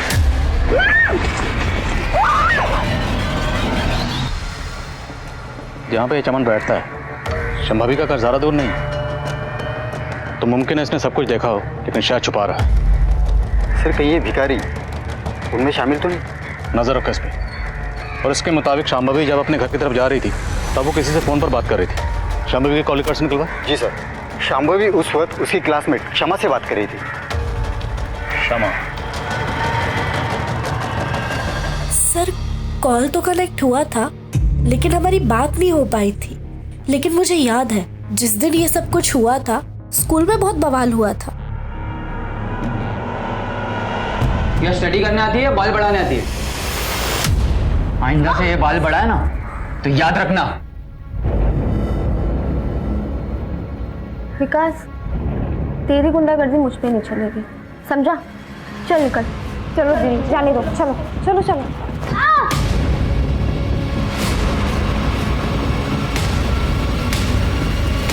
शांभवी ने उसकी कंप्लेंट प्रिंसिपल से कर दी थी और प्रिंसिपल ने 1 वीक के लिए उसे सस्पेंड भी कर दिया था। और फिर विकास ने... तूने मुझे स्कूल से सस्पेंड करवाया ना, नेक्स्ट टाइम तेरे बाल नहीं काटूंगा, तेरी नाक काट लूंगा, ताकि तू किसी को चेहरा दिखाने के लायक नहीं रहेगी।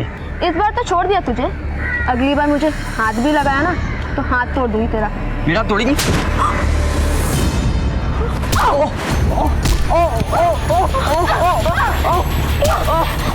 सामने भी उतना अच्छा नहीं किया, इस चोट का बदला लेना हुआ तुझे। तेरा नक्शा नहीं बिगाड़ा ना तो मेरा नाम विकास खरे नहीं।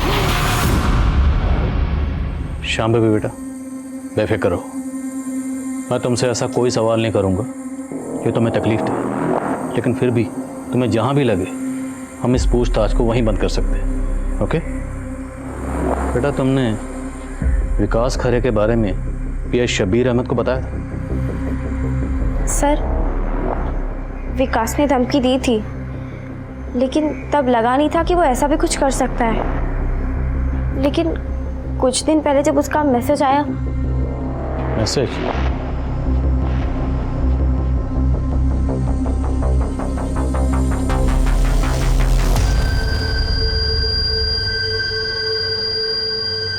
सर,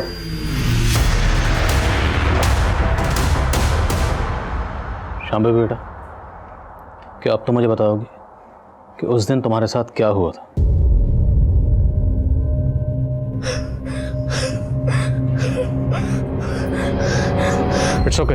इट्स ओके बेटा, रिलैक्स रिलैक्स, कोई बात नहीं, स्ट्रेस मत लो।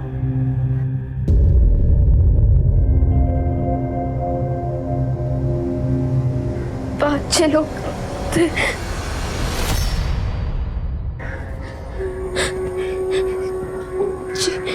जिन्होंने मेरा रेप किया। मैं चिल्लाती नहीं,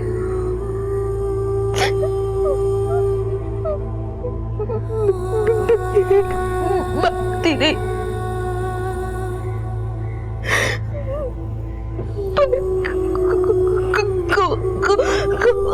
कोई नहीं रुका।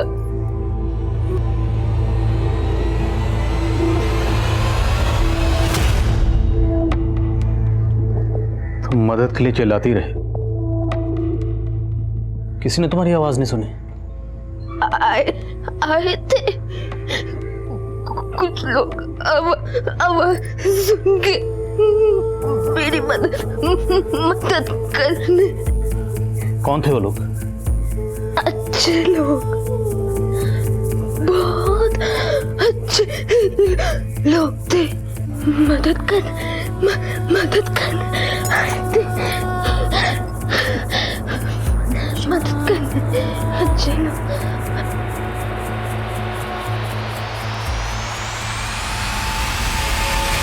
सर, शांभवी ने कहा कि बहुत सारे लोगों ने उसकी मदद की, लेकिन आबिदा के घर पे वो अकेले गई थी। अगर बहुत सारे लोगों ने उसकी मदद की थी तो अभी तक सामने क्यों नहीं आए? शायद किसी के दबाव में हो। कोई बात नहीं, एक बार क्राइम सीन का पता चल जाए तो सब के सब मिल जाएंगे। तुम व्हाइट मैन क्राइम सीन का पता करो और सुनो, वो विकास करे, बुलाओ उसे पुलिस स्टेशन। सर। बोल, शांभवी से तेरी क्या प्रॉब्लम थी? सर टेंशन थी और मेरे और शांभवी के बीच, लेकिन मेरा उस इंसिडेंट से कोई लेना देना नहीं है सर। तो कहाँ था उस दिन? सर मैं तो अपने घर पर ही था सर। तो मतलब तूने कुछ नहीं किया? तब तो तुझे डीएनए सैंपल देने में कोई प्रॉब्लम नहीं होगी। और वो मैसेज, शांभवी को मैसेज क्यों भेजा था? वो मैसेज सर सिर्फ मैं मौके का फायदा उठा रहा था सर। मुझे लगा उस वक्त मैं उसे धमका भी सकता हूँ और नीचा भी दिखा सकता हूँ सर। तेरी इस हरकत के लिए ना तेरे नक्शा बिगाड़ सकता हूं मैं, समझे तुम?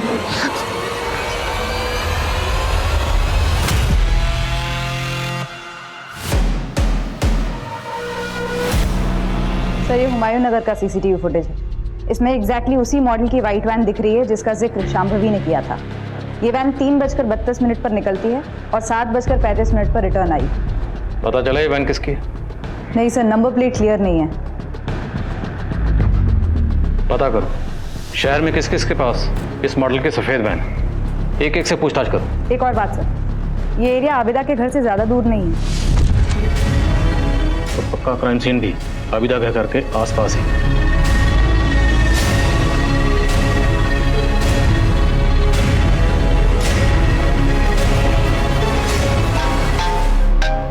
यस निकिता,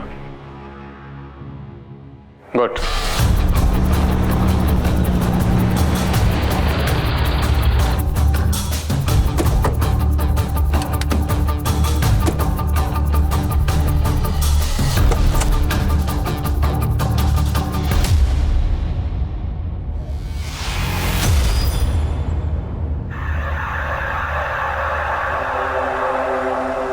लगता है शांभवी के साथ घटना यहीं घटी है।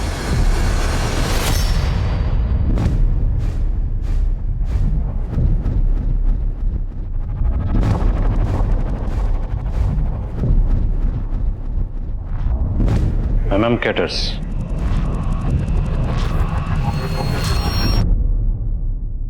सर विक्टिम के शरीर से कांच के टुकड़े मिले और यहाँ भी इतने कांच के टुकड़े बिखरे हुए हैं।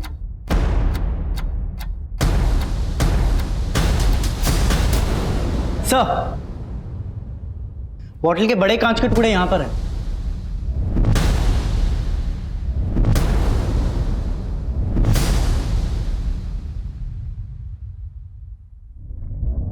आबिदा का घर यहाँ से 300 मीटर की दूरी पर होगा। शांभवी यहाँ से रेंगते हुए वहां गई हो।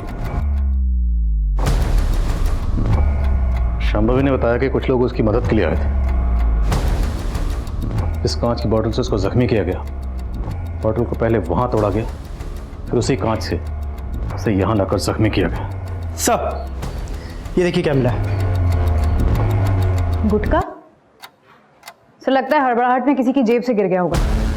ये सारी चीजें एविडेंस के तौर पर सील करो और पता करो ये गुटखा आसपास कहाँ मिलता है। सर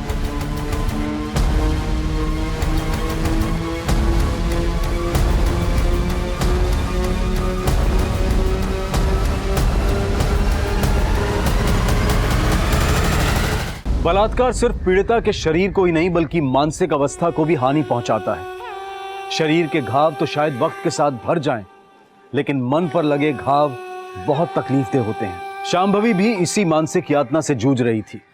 वो दर्दनाक हादसा एक सदमे की तरह से उसके दिमाग पर बार बार दस्तक दे रहा था। दूसरी तरफ एसपी आदिल खान और उनकी टीम इस केस की साजिश को समझने की कोशिश में लग गए थे। सर क्राइम सीन के आसपास के लोगों से बात हुई लेकिन कुछ खास हाथ नहीं लगा। उस दिन वहाँ पर एक शादी थी जहाँ दिन भर डीजे बज रहा था और लोग उसी के फंक्शन में व्यस्त थे। जितने भी लोगों से बात हुई उन्होंने कहा कि डीजे की ऊंची आवाज़ के आगे किसी लड़की के चीखने चिल्लाने की आवाज़ सुनाई नहीं दी। मैम कैटरिंग वालों से बात हुई जिनका विजिटिंग कार्ड मिला था? हाँ सर, उस शादी में केटरिंग उसी की थी। इनफैक्ट वो उस दिन वहाँ मौजूद भी था। वो कह रहा था कि उसने तकरीबन 50 लोगों को अपना विजिटिंग कार्ड दिया होगा। Auto auto auto auto auto uncle airport चलोगे? पहले घर पे चलना, मुझे सामान उठाना, फिर एयरपोर्ट चलते हैं। चलो। मुलजिम शांभवी को उठाकर रैंडमली हुमायूं नगर नहीं लेकर गए। वो जानते थे कि शादी वाला एरिया है, इसलिए वो जानबूझकर उसे वहां लेकर गए ताकि शादी के शोरगुल में लड़की की चीखने की चिल्लाने की आवाज़ कोई नहीं सुने। अपने खबरियों को वहाँ एक्टिव हो, उन्हें कहो कि कुछ भी पता चले तो तुरंत इन्फॉर्म करें। सर अपनी खबरियों से एक इम्पोर्टेंट बात पता चली। तूने तो कहा था कि तूने कुछ नहीं देखा, फिर ये फोन? सच बोल रहा है साहब, मैंने कुछ नहीं देखा था। मुझे तो ये भी नहीं पता ये बिटिया रानी का फोन है। मुझे पड़ा मिला, उठा लिया साहब।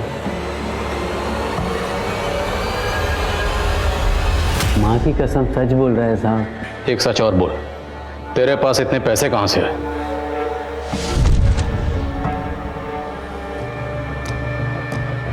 वो साहब मेरी एक झुग्गी है, वो किराए पे चढ़ाया है। ये सब पैसा किराए का है साहब। तो ये भीख मांगना तेरी हॉबी है क्या? बस समझ लीजिए साहब, भीख मांगकर खाने की आदत पड़ गई। पुलिस को बेवकूफ समझा तूने? सीधे सीधे बोल, शांभवी के अपहरण से तेरा क्या लेना देना है? मेरा कोई लेना देना नहीं है साहब। पिछले कई सालों से वो हर दिन खाना खिलाती है मुझे। आप चाहो तो साहब ये सारे पैसे आप ले लीजिए, मैं खुशी खुशी दे दूंगा साहब। बस आपसे एक विनती है, उसके गुनाहगारों को सजा दिलवा दीजिए साहब, यही विनती है।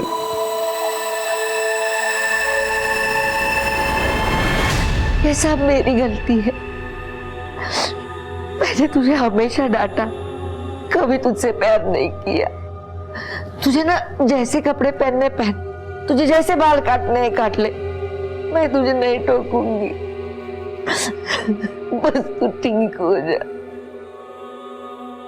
अब पछताने से क्या फायदा अम्मा? आप यहाँ से चली जाइए, चली जाइए।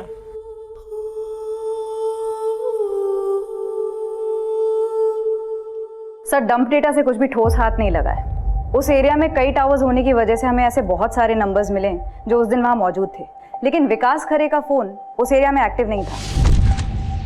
हो सकता है वो अपना फोन घर पे छोड़ के गया। फॉरेंसिक से कोई अपडेट? जी सर, क्राइम सीन से मिले बॉटल के टुकड़े और विक्टिम की बॉडी से मिले कांच के टुकड़े मैच हो गए। फॉरेंसिक ने क्राइम सीन से जो कपड़े उठाए थे उससे भी डीएनए एक्सट्रैक्ट कर लिया है। नेक्स्ट वीक तक ये रिपोर्ट भी आ जाएगी कि विक्टिम की बॉडी से मिले डीएनए और कपड़ों से मिले डीएनए मैच होते हैं या नहीं। अगर हम अपनी तहकीकात का रुख उल्टा कर दें तो? मतलब sir? I mean, other way round.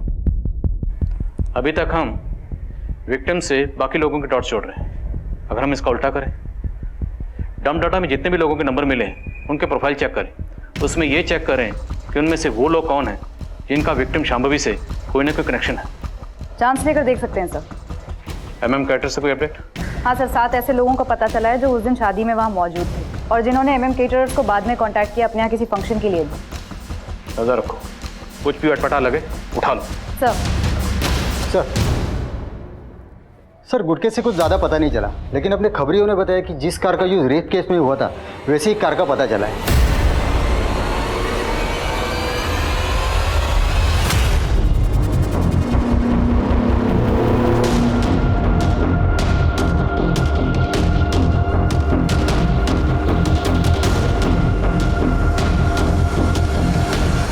Sir Shambhavi की हालत फिर से बिगड़ने लगी है। लगता है वो अपनी उम्मीद खोती जा रही है। लेकिन डॉक्टर आप तो कह रहे थे कि उसकी हालत में सुधार आ रहा है।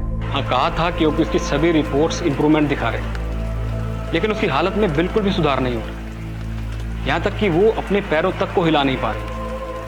मानो वो चाहती नहीं कि वो ठीक हो साइकोलॉजिकली। सर दवाइयाँ अपना काम कर रही हैं, लेकिन इंसान ठीक होता है अपनी विल पावर से।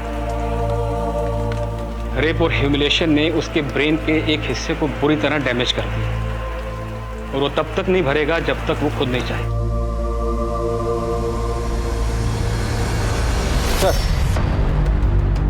सर उस व्हाइट कार की डिटेल्स RTO से आ गई है। वो कार पहले फैज शेख नाम पे रजिस्टर्ड थी, लेकिन फैज अभी दुबई चला गया। क्राइम में जिसकी गाड़ी इस्तेमाल हुई वो हमारे हाथ से निकल गया। सर और एक बात पता चली, फैज के दुबई जाने के बाद उसी एरिया का और एक आदमी अकरम बेग, उसने भी दुबई के वीज़ा के लिए अप्लाई किया था। सर खबरियों ने बताया कि 1 महीने पहले तक उसका दुबई जाने का कोई प्लान नहीं था और ना उसके पास पैसे थे। मुझे शक हुआ तो मैंने क्राइम सीन के डम डाटा में उन दोनों का नंबर चेक किया। ये अकरम और फैज दोनों मौजूद थे वहाँ पर? हाँ सर। उठाओ इस अकरम को। सर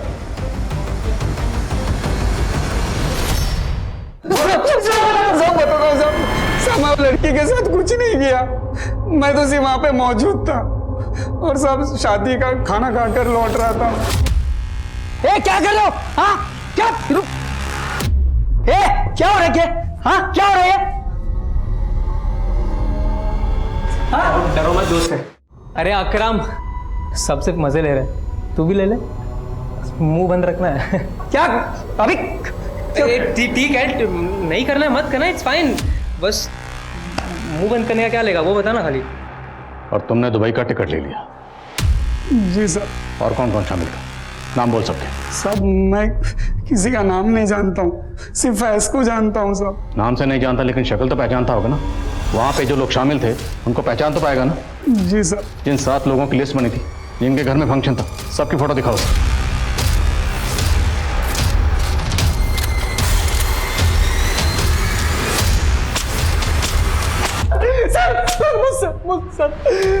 सर मुझसे बहुत बड़ी गलती हो गई सर मैं सच बोल रहा हूँ सर मैं उस लड़की को जानता भी नहीं था सर मैं अपने फोन से बात करते हुए वहां से जा रहा था, तभी मैंने एक लड़की की चीख अंदर गया तो देखा कि कुछ लोग उसका रेप कर रहे थे।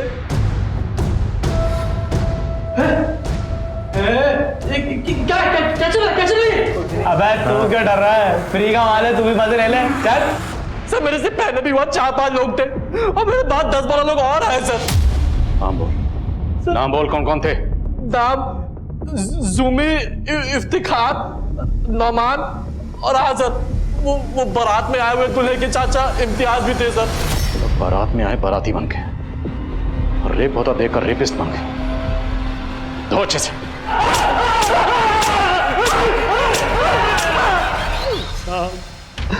मेरी बीवी को गुजरे हुए 6 साल हो गए साहब।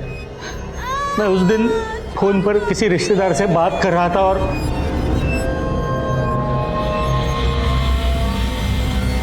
ए लो क्या हो रहा है? हाँ शांत हो जाओ। ये लड़की कौन है? हाँ क्या कर रहे हो तुम लोग इसके साथ? चाचा हल्ला क्यों मचा रहे हो आप? ये लड़की अपनी मर्जी से आई है चाचा, आई है कि नहीं? आपको जो करना कर लो ना। देखो चाचा आप ना खाली अपना मुंह बंद रखिए। लड़के को किडनैप किसने किया था? साहब हमको नहीं पता साहब हम लोग तो वहाँ लड़की की चीख सुनकर ही पहुंचे थे साहब।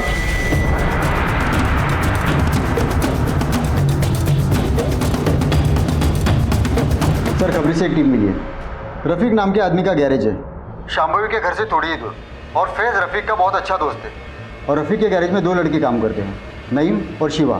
फैज की उन दोनों से भी दोस्ती है। उठा लो।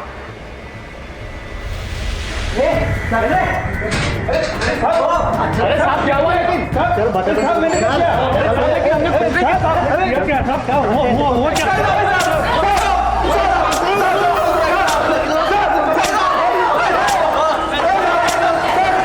तुम लोगों की सारी पोल खुल चुकी है। अगर सच नहीं बोलोगे ना तो हड्डियों के जोड़ भी खोल देंगे। बोलो, तुम लोगों ने फैज के साथ मिलकर ये घिनौनी हरकत क्यों की? बताता हूँ साहब, बताता हूँ साहब। हमने उठाया था उसे, नईम, फैज और रफीक सब साथ थे साहब। शांभवी के साथ तुम लोगों की क्या दुश्मनी थी? सब बहुत शौक था उस लौंडिया को लौंडा बनने का। बहुत गुरूर था उसको अपनी खूबसूरती पर और दिमाग पर। और रफीक भाई, इन लौंडियों के बाप को कुछ ज्यादा ही चर्बी चढ़ रही है। ऐसा पानी फेरेंगे कि इनके बाप की चर्बी भी पिघल जाएगी। देखो कैसे घूर रही, देखो लगता बताना ही पड़ेगा। हाँ?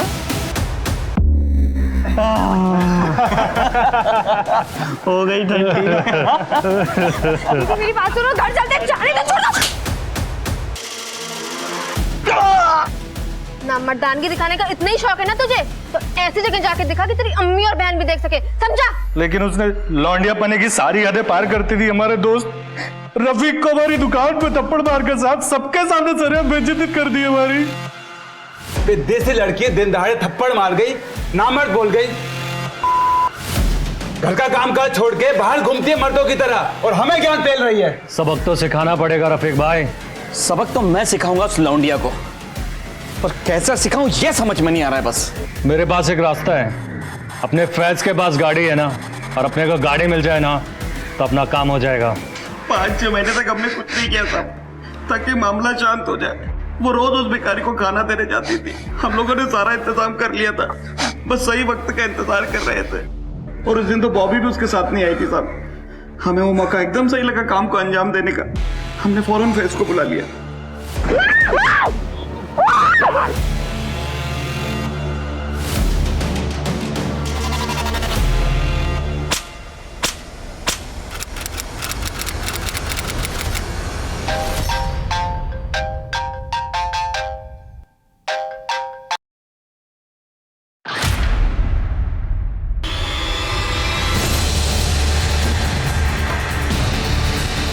मम्मी जल्दी ला,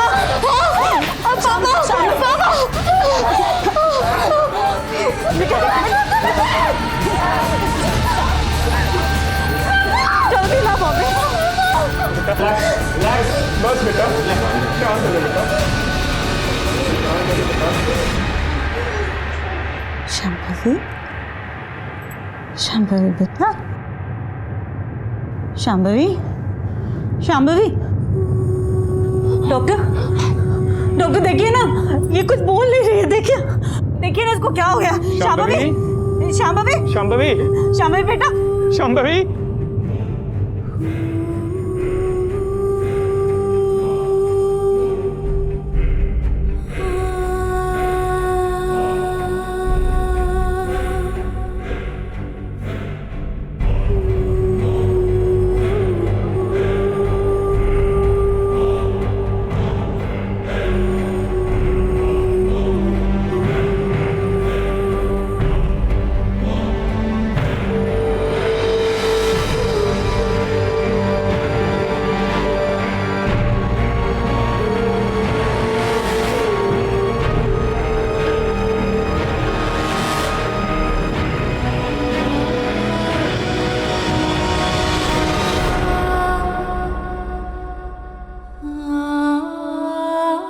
पॉलिटिकल डिप्लोमेसी के तहत पुलिस दुबई जाकर बैठे फैज शेख को इंडिया लाने में कामयाब हो गई।